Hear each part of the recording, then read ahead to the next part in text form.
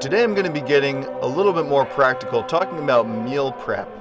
George Bernard Shaw wrote that every fool can fast, but only a wise man knows how to break a fast. So whether you're doing 1 meal, 2 meals, or 3 meals a day, these principles that I'm going to talk about will help you nourish yourself in a way that honors your body, honors the food and the creation that sustains us, and keeps you going until your next meal. While there's a tendency to eat a much larger meal following a fast, it's generally not as much as you would have eaten throughout the day if you were eating 3 meals a day. If you were previously eating a surplus of calories in general, this might not be a problem for a little while, but our goal with fasting is not so much to limit how much we're eating, but when we're eating. We don't want to operate in a caloric deficit permanently. If you're accustomed, in particular, to undernourishing yourself with foods that are relatively devoid of nutrients, you'll have to be intentional about what you eat to get enough to replenish your body. Feasting, as the name implies, should be a joyful experience. The food should be palatable and rewarding, but not addictive. There's a certain combination of tastes and textures in processed foods, this salty, sweet, fatty combination, that in particular contributes toward food addiction and obesity. So most processed foods that fit this mold should be avoided. They'll tend to crowd out the good nutrients, and there's actually research showing that when food is ground up, in experiments with mice for example, it tends to be much more obesogenic, much more insulin spiking specifically. Instead, we should be aiming to crowd out those less nourishing alternatives with the most nourishing foods possible. Then over time, we're going to cease to desire the things that we used to crave. At first, you might have to check labels to make sure you're meeting your lipid and protein requirements without exceeding the safe carbohydrate threshold that is in line with your goals. If you're trying to lose weight, you might want to keep carbohydrates under 50 grams. If you're trying to maintain body weight, then maybe under 120 grams. Under no circumstances should you exceed 150 grams of carbohydrates. This is where you get into that dangerous territory that promotes metabolic syndrome and insulin resistance. On to the eating window. A longer eating window makes it so that you don't necessarily need to put so much strain on your digestive system with your 1 meal.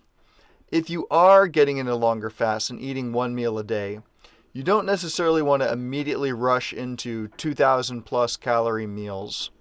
Even though a 1 meal a day protocol can sometimes mean eating that many calories in one sitting, it's best to go slow and have multiple courses, maybe sip a beverage between bites. Even a glass of wine is okay. Take your time, go slowly, and savor each bite.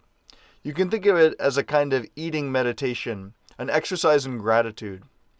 There's another protocol called the Fast 5, which is a 5-hour eating window, usually allowing for at least 2 distinct meals, with a smaller one to start followed by a larger meal later in the day, and even some eating in between. The idea behind the Fast 5 window is that you're spreading out your consumption over this time so that you're not spiking insulin too much all at once. 20 minutes to an hour before your first meal, drink a glass of warm lemon water. This will take off some of the strain on your intestines and promote the production of good enzymes, which will help with digestion later. Now let's get into some rough macronutrient ratios. For protein, I recommend between 0.8 and 1.5 grams per kilogram of body weight. That's about half a gram to 0.75 grams per pound of body weight. If you're trying to gain muscle, you can increase that to maximum of about a gram per pound of body weight. Just for frame of reference, there are around 120 grams of protein in a pound of beef, the rest being mostly fat and water. A dozen eggs contain 72 grams of protein, so if you're trying to meet your protein requirement on eggs alone, it can be done, but it's a bit of a tall order. And as long as you're eating low carb, you don't have to worry about the excess fat or cholesterol from eating the yolk. The absolute minimum of fat that you should consume is 50 grams, but I'd recommend eating significantly more than that. You don't want to go totally overboard, since fat is more calorically dense, but it's also more nutrient dense and naturally satiating. You don't need to use your Fitbit to track fat calories, just listen to your body and watch out on your carb intake. You want to use your fats wisely to enhance the flavor and what I call the satiation factor of your meat and vegetables. This can mean cooking things in butter or coconut oil, adding liberal amounts of olive oil to a salad, or to roasted vegetables. Another of my favorite ways to consume fat is in the form of cultured full-fat dairy. I eat sour cream with almost every meal.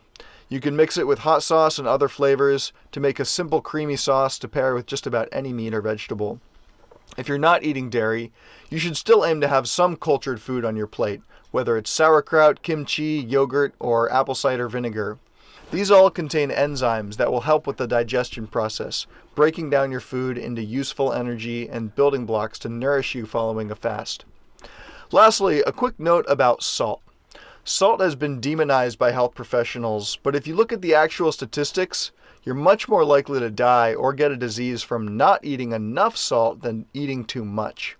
It's very, very difficult to go outside the healthy range for salt, and it makes everything taste better. So, in summary, when approaching your eating window, a little bit of planning goes a long way.